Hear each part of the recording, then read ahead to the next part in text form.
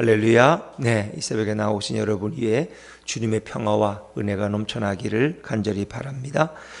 자, 사무엘상 이제 1장을 오늘 읽었습니다.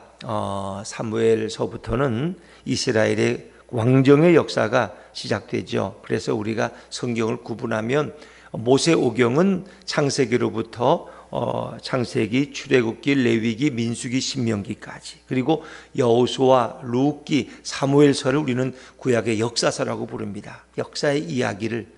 그래서 이스라엘의 백성이 새로운 공동체로서 시내산에서 율법을 받고 이제 그들이 가나안에 정착하기 전까지를 우리가 모세오경의 이야기로 본다면, 이제 여호수아서로부터는 역사서로 그렇게 봅니다. 이 사무엘서는 특별히 그렇습니다. 원래는 사무엘서 한 권이었는데 분량이 커서 사무엘상 하로 그렇게 나누죠. 자, 우리가 가장 간단한 질문인데요, 사무엘서를 기록한 인간의 저자는 누구죠?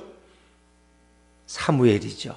사무엘서는 이 사무엘서를 기록한 사무엘의 이름을 따서 사무엘서라고 그렇게 부릅니다. 그래서 사무엘이 어떻게 태어났는지 이야기로부터 시작되죠. 그리고 사무엘이 선지자로서, 사사로서 이스라엘의 초대왕 사울 왕을 세우고 그 다음에 2대 왕 다윗 왕을 세우는 그런 이야기로 사무엘서는 계속되어집니다. 그래서 우리가 앞에서 이제 사사기 시대에는 뭡니까? 그러니까 여호수아가 가나안 땅까지 들어왔어요. 그리고 아직 왕정 시대가 생기기 전까지 우리는 그 시대를 주로 사사기 시대라 그러는데 350년쯤. 그래서 그 사사기를 대표하는 말이 이스라엘에 아직 왕이 없으므로 소견에 좋은 대로 행하였더라. 어찌 보면 영적으로 무제한 시대고 어둠의 시대고 타락한 시대가 바로 이 사사기의 시대예요. 그런데 사사기의 어두움 터널을 통과해서 이제 룻기서를 읽으면서 뭘 느꼈어요? 어떤 서광이 비치는 걸 느꼈어요. 서광. 하나님은 일하고 계셨어요.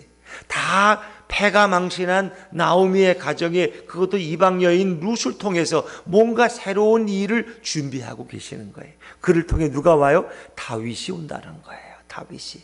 그래서 다윗의 시대에 진정 메시아 왕국과 같은 그런 그들은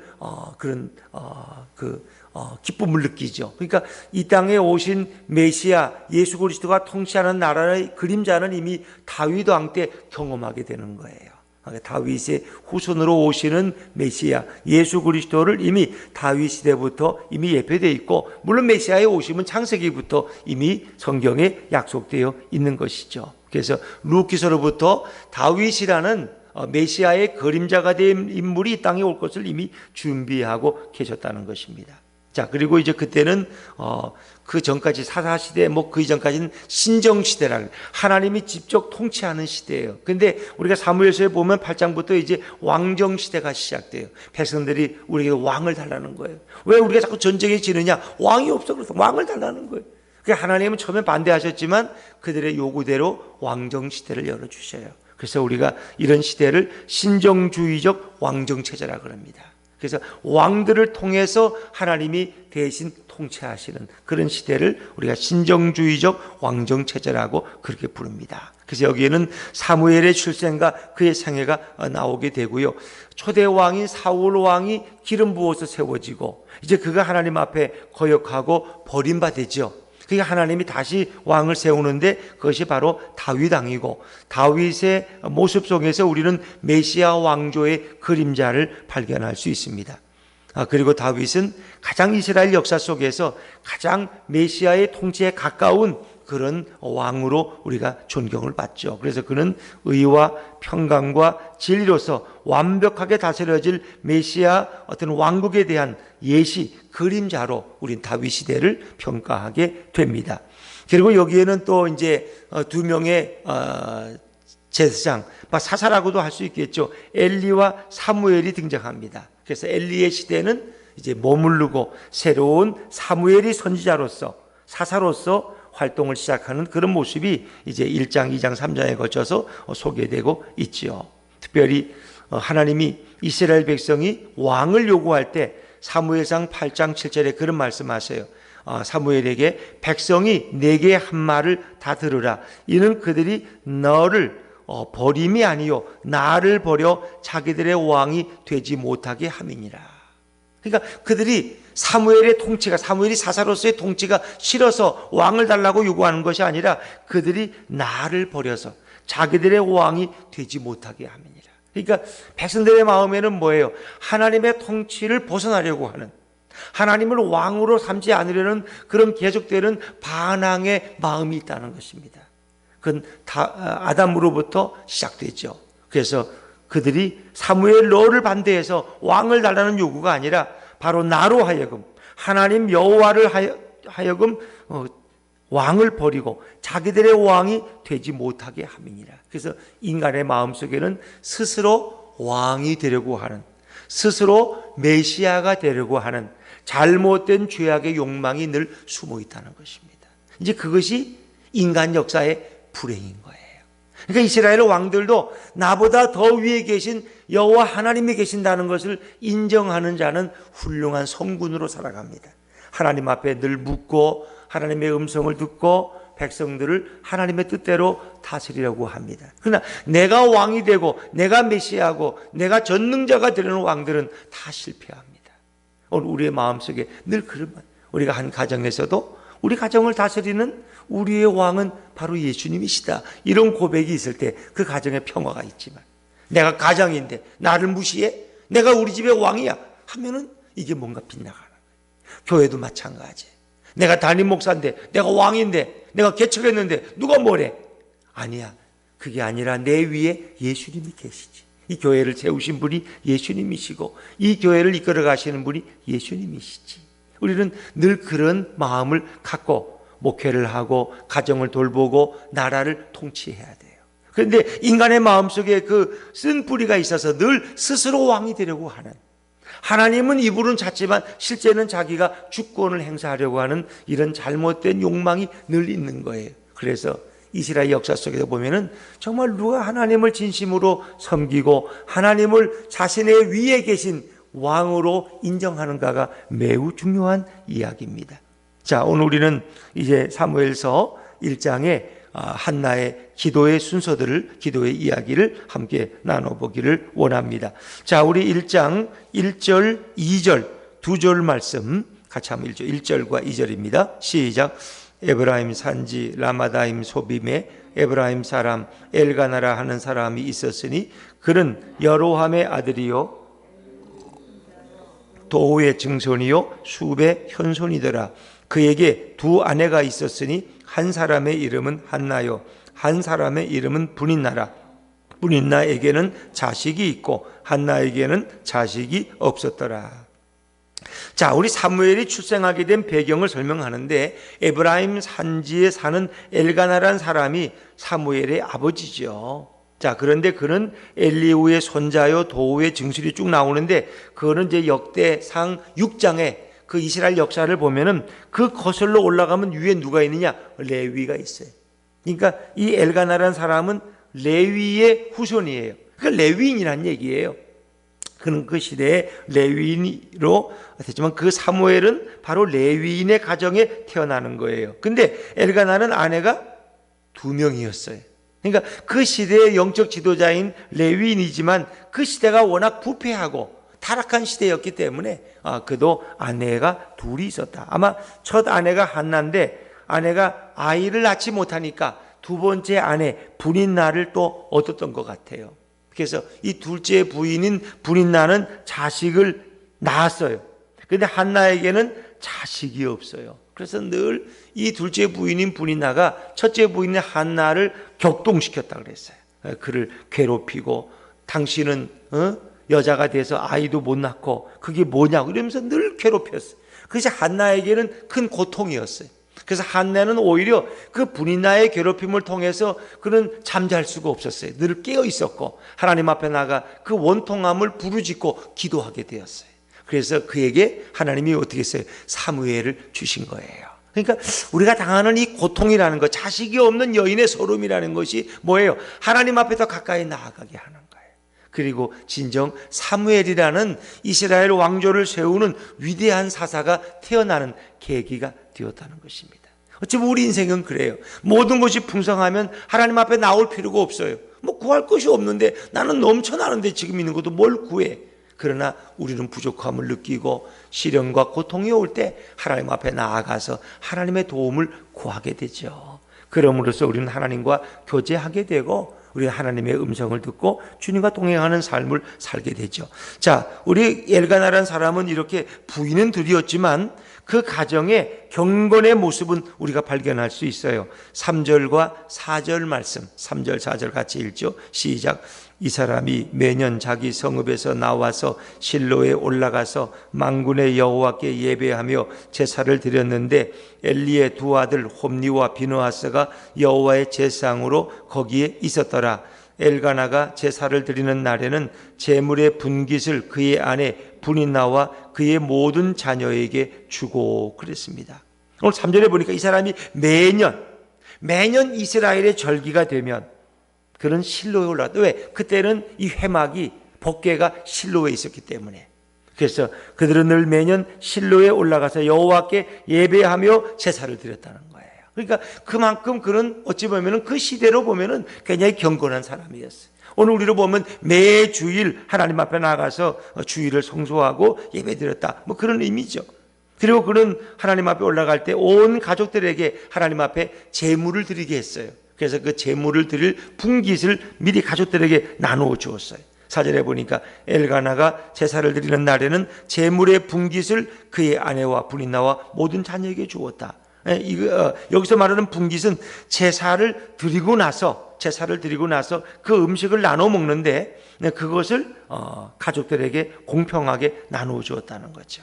그런데 이제 그가 한 가지 이제 편에는 있어요. 한나에게는 어떻게 했어요? 제사를 드리고 난 음식을 갑절을 주었다는 거예요. 왜? 한나는 임시를 못하는 불행한 여인이었기 때문에 아마 그를 위로하고 배려해서 그랬겠죠. 자, 우리 5절 말씀, 5절입니다. 5절 같이 읽죠. 시작.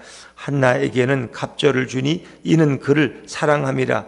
그러나 여호와께서 그에게 임신하지 못하게 하시니. 이게 참 보면 안타까워요.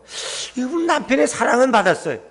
제사 드리고 나면 갑절에 분깃을 줄 정도로 이렇게 엘가나는 한나를 사랑했는데 불행하게도 한나는 아이가 없었다. 여호와께서 그에게 임신하지 못하게 하시니. 참 이런 말씀은 좀 감췄으면 좋지 않겠어요, 여러분? 이런 건 좀 덮어놨으면 좋겠어요. 아니 어떻게 여호와께서 임신하지 못하게 이렇게 방해를 하셨을까? 임신하게 하시고 축복하셔도 부족한데 어떻게 아이를 낳지 못하게 태의 문을 닫으신 분이 하나님이라는 거예요. 이거는 바로 하나님의 주권, 하나님의 주도권을 말씀하시는 거예요. 우리 인생에 열고 닫히는 모든 문제가 누구에게 달려있다? 여호와께 달려있다는 거예요. 그러니까 구약에 있어서 아이를 안 낳는 것은 생명의 출생이에요. 그런데 이 여인의 태의 문을 닫기도 하시고 열기도 하시는 분이 누구냐? 여호와 하나님. 이 말은 바꿔 말하면 생명의 주관자가 누구예요? 여호와 하나님이라는 거예요. 우리의 모든 생명은 하나님의 손에 있다는 거예요. 이것을 말씀하고 있죠. 자, 그런데 불행하게도 한나는 임신하지 못하는 여인이었어요.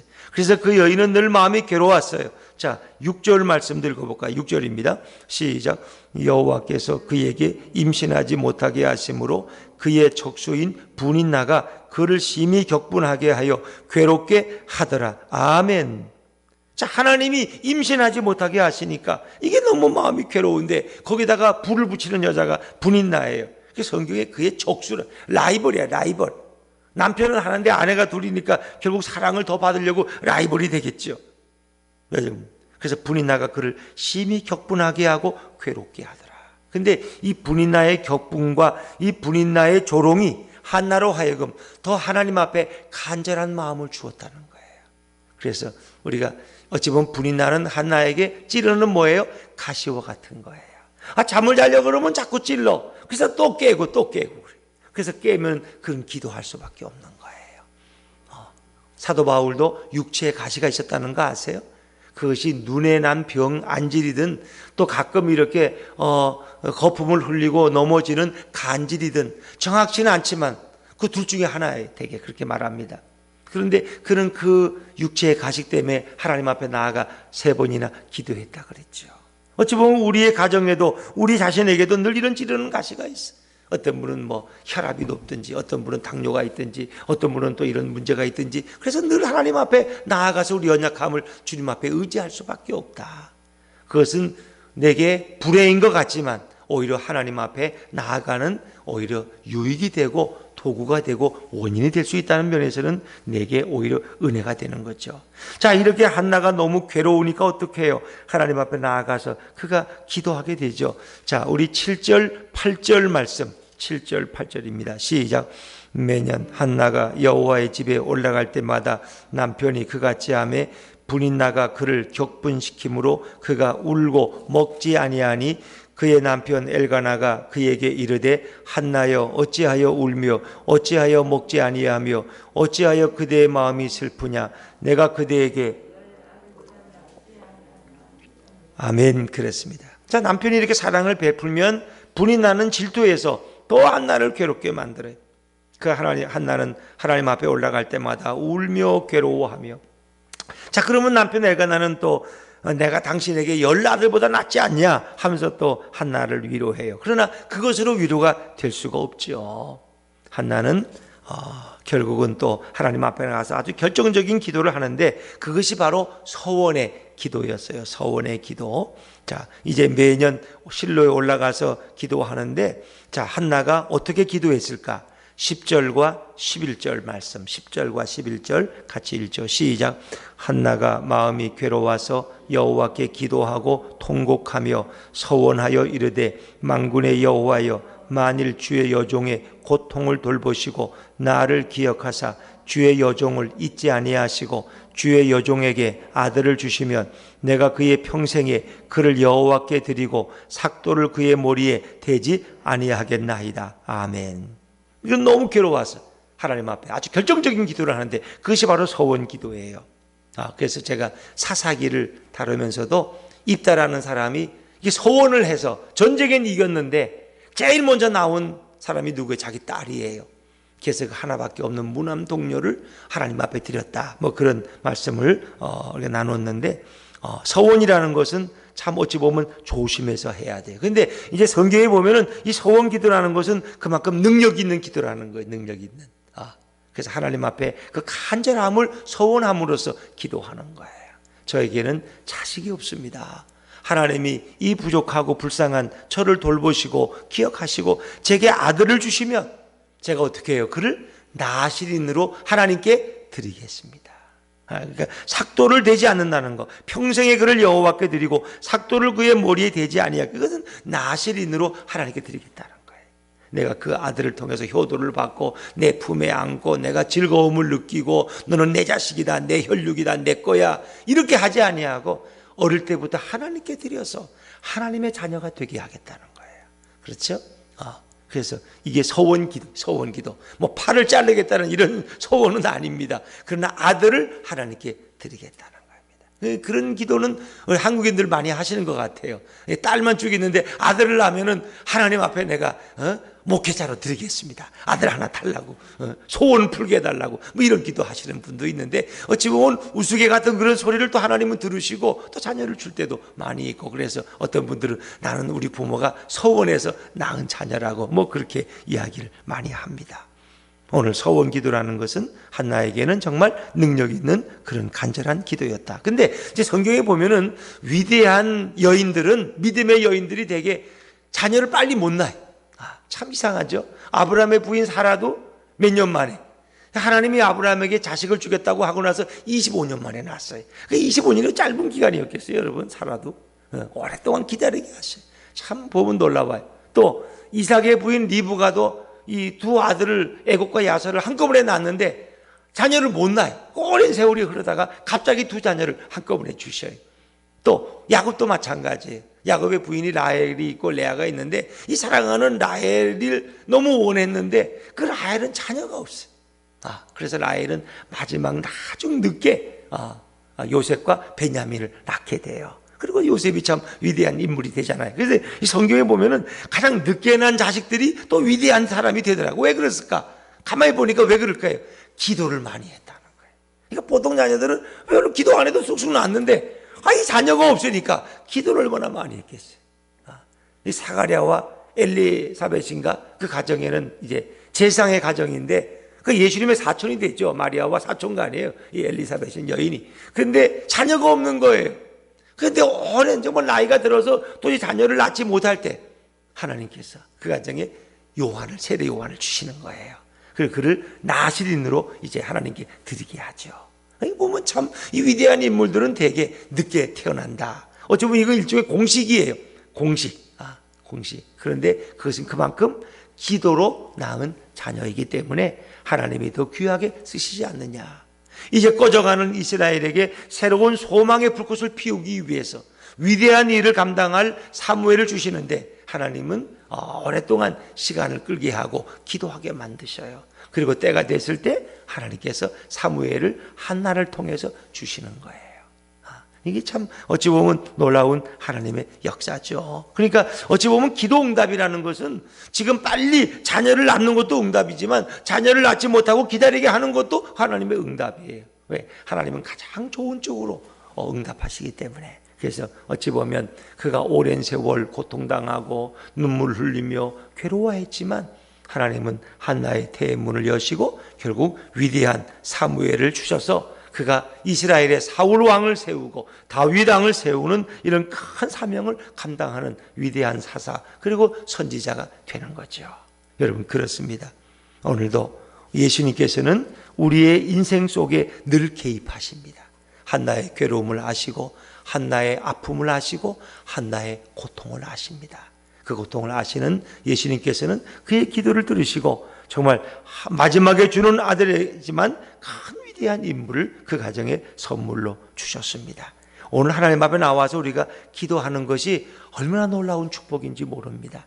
한나의 기도가 그의 인생의 소원을 응답받았듯이 오늘도 우리가 하나님 앞에 나와서 하나님의 뜻대로 이 땅을 살아가도록 하나님의 뜻 가운데서 우리의 인생이 쓰임받도록 기도할 때 주님은 너무너무 기뻐하시고 오늘도 그 기도를 하나님은 응답하시기를 기뻐하십니다.